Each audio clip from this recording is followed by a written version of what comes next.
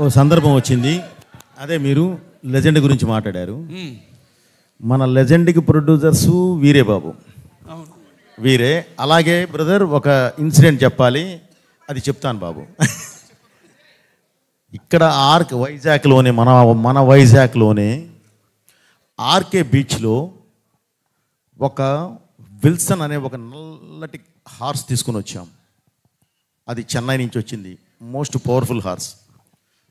దానిలో RK beach ఒడ్డున మనం ఒక కాఫీ డే వేసి, బాబు ఇప్పుడు మనకు సంబంధించిన విలన్ వాడు అలా వెళుతున్నాడు, అసలు ఎలా వెళ్ళాలంటే AK-47 గుద్దితే వాడు కింద పడాలి అన్నాను. అని అంటే సరే వెళ్దామండి, ఎలా వెళ్దాం అన్నాడు. ఎలా వెళ్దామంటే లేదు బాబు ఇది ఒక హార్స్, ఇది ఎక్కి వెళ్తుంటే ధన్మని ఆడపిల్లలు అడ్డం వస్తే తప్పించి కాఫీ డే నుంచి వెళ్ళిపోతారు, గ్లాస్ బ్రేక్ చేసుకొని వెళతారు అన్నాం. అప్పటికే ఒరిజినల్ గ్లాస్ ఫిట్ చేసి ఉంది, వెళతారు అన్నాను. వెళ్ళిపోదాం అన్నారు. వెళదాం సరే బాబు, అది షుగర్ గ్లాస్ పెట్టి అవసరం లేదండి గుద్దేద్దాం. గుద్దేద్దామా బాబు, ఒక్క నిమిషం ఆగు, సరే గుద్దుదామని చెప్పి వెళ్ళి ఏదో చిన్న కావాల్సిన సెక్యూరిటీకి కావాల్సిన ఏ కావాలో అవి తీసుకొని వదిలితే హార్స్ 110 కిలోమీటర్ స్పీడ్తో వెళ్ళి కొడితే 40,000 మంది 5 నిమిషాలు క్లాప్స్ కొడుతూనే ఉన్నారు.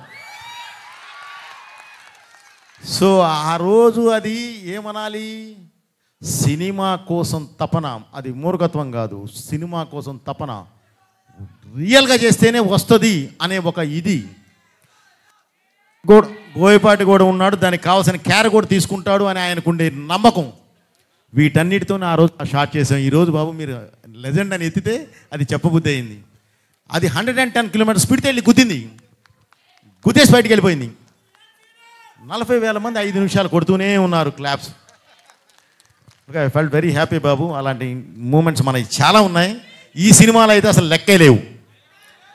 రేపు మీరు చూస్తారు, చూసిన తర్వాత చెప్తారు.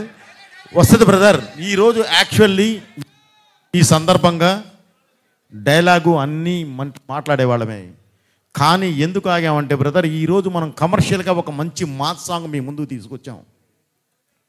ఓకే, ఇప్పుడు వేదం గురించి, ఇప్పుడు ధర్మం గురించి, ఇప్పుడు ఈ దైవం గురించి మేము దాని మీదకి వెళ్ళటం కరెక్ట్ కాదు అన్న ఉద్దేశంతో ఆగడం జరిగింది. అందుకని బాబు గారు కూడా స్లోగా 1 by 1 మాట్లాడుతున్నారు. అది థ్యాంక్ యూ బ్రదర్.